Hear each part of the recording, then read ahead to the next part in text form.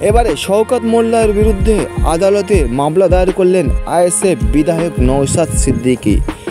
কয়েকদিন আগে ক্যানিং পূর্বের বিধায়ক শওকত মোল্লা নওশাদ সিদ্দিকীর বিরুদ্ধে একটি মন্তব্য করেছিলেন। তার পরিপ্রেক্ষিতে আজ কলকাতার ব্যাংকশাল আদালতে ক্যানিং পূর্বের বিধায়ক শওকত মোল্লার বিরুদ্ধে মামলা দায়ের করলেন আইএসএফ বিধায়ক নওশাদ সিদ্দিকী। তিনি কি বললেন চলুন শুনে নেওয়া যাক।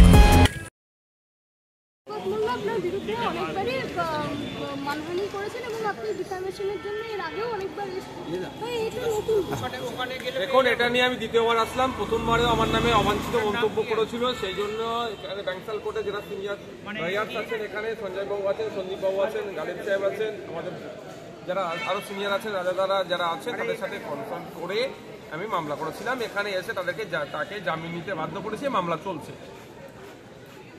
গত কয়েকদিন আগে দেখলাম তিনি একাধিকবার আবার অবাঞ্ছিত ভাষায় আমাকে আক্রমণ করেছে। এখন রাজনৈতিক পরিচয় হোক, আমি বিরোধী রাজনীতি করছি, আদর্শগত লড়াইয়ে আমাকে আমার ভুলটাকে তিনি সংযত ভাষায় ধরিয়ে দিন আমাকে, কিন্তু আমার ভুল খুঁজেই পাচ্ছে না, ধরাবে কি করে। সেই জন্য তিনি বিলো দ্য বেল্ট অ্যাটাক করছেন। উনি বিলো দ্য বেল্ট অ্যাটাক করলে আমার পক্ষে তো সম্ভব নয়। আমি সেই জন্য আইনের যারা বিশেষজ্ঞ তাদের পরামর্শ নিয়ে তাকে আইনের মাধ্যমে জানতে চাইছি যে আমার সম্পর্কে যে সার্টিফিকেট উনি দিয়েছেন, সেই সার্টিফিকেটের বৈধতা কত আছে কোর্ট কেসে জানান। যেভাবে উনাকে ন্যাশনাল হিউম্যান রাইটস কমিশন বলেছে নটোরিয়াস ক্রিমিনাল, আমি বারবার বলি সরকার সাহেব হচ্ছে নটোরিয়াস ক্রিমিনাল, ওটা ন্যাশনাল হিউম্যান রাইটস কমিশন তাকে সার্টিফাইড করেছে। আমাকে উনি যে সার্টিফিকেট দিচ্ছেন, তো তার সেই সার্টিফিকেটের প্রমাণপত্র কি আছে কোর্ট কেসে জানাতে হবে। সেই জন্য কোর্টের কাছে দ্বারস্থ হয়েছি। বারবার বলার পরে আমি এটা নয় যে আমি আইন হাতে তুলে নেবো, আমি একজন ল মেকার, আমরা আইন তৈরি করি। আমরা যদি আইন হাতে তুলে নিই তাহলে সমাজ কোথায় যাবে, দেশের আইন ব্যবস্থাটা ভেঙে পড়বে।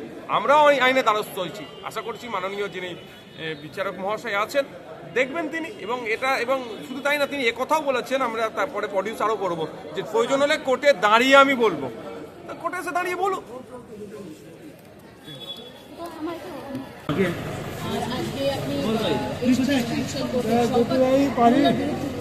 দেখুন, শওকত মোল্লা সাহেব বিভিন্ন সময় বিভিন্ন অবাঞ্ছিত মন্তব্য করে, অবাঞ্ছিত মন্তব্য করতে করতে চরম পর্যায়ে পৌঁছেছে।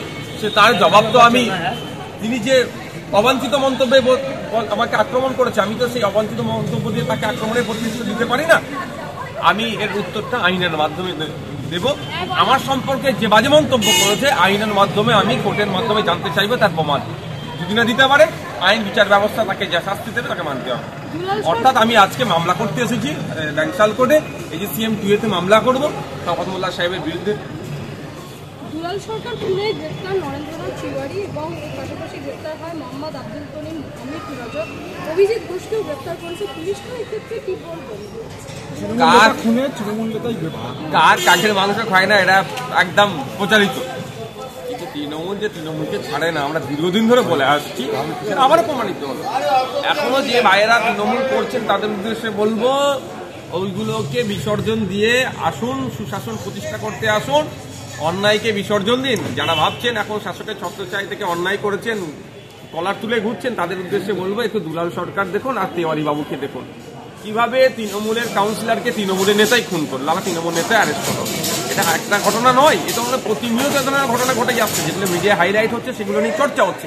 বক্সিয়ের কথা দেখুন, ভাদু শেখ থেকে শুরু করে, আনারুল থেকে শুরু করে, যেগুলো খুন হয়েছে বা যেগুলো অ্যারেস্ট হয়েছে, আপনার যে কাস্টাডিতে মারা গিয়েছে, সবই দেখে তৃণমূলের। আর আগামী দিনে যারা কনভিক্টেড হবে তারা প্রত্যেকে তৃণমূলের হবে। এরা নিজেদের মধ্যে লড়াই করে মরছে। এটা লড়াইটা শুধু হচ্ছে ভাগ বটরার লড়াই, আদর্শের লড়াই নয়। আপনার বিরুদ্ধে অনেকবারই মানহানি করেছেন এবং আপনি ডিফামেশনের জন্য এর আগেও অনেকবার